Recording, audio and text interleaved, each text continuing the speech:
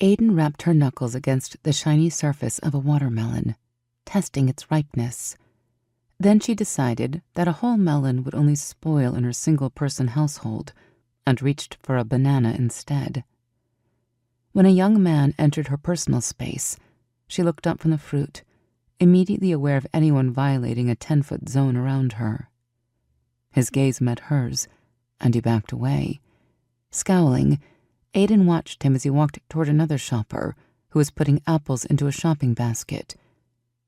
Hey, that's a psychologist from last week, buying fruit like the rest of us mere mortals, in my grocery store. Aiden forgot about the strange young man as she studied Dawn Kinsley.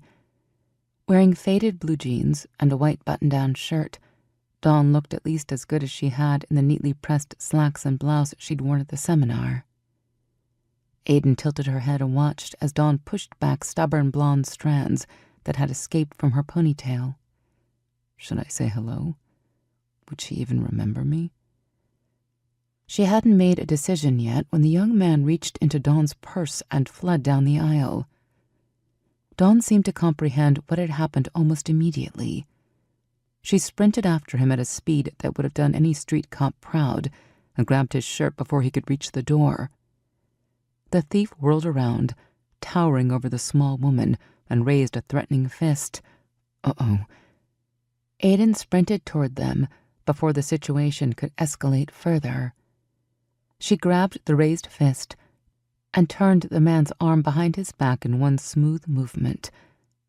That was really dumb, Dr. Kinsley, she said to the staring woman. Brave, but dumb. You shouldn't grab someone who outweighs you by at least 40 pounds, without even knowing if he's armed. Dawn looked steadily back at her. He outweighs you, too. Aiden straightened to her full height. But I am armed and a trained police officer. Oh, shit. At the mention of her occupation, the captured thief started to struggle in Aiden's grip. The shop owner hurried down the aisle. Thank you, detective. He wanted to shake her hands, but they were full of struggling thief, so he turned to Dawn. I'm very sorry, Dr. Kinsley. That never happened in my store before. Would you accept some more fruit as a compensation for the scare? No, thank you.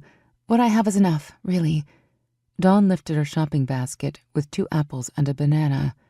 The shop owner sighed. She's another one of those one-banana buyers, he said to Aiden. She's single. Aiden put the brakes on her hopeful thoughts. Yeah, and probably as straight as they come. I might only take 1 banana, but I buy 2 packets of cookies every time I come in here, Dawn said, smiling.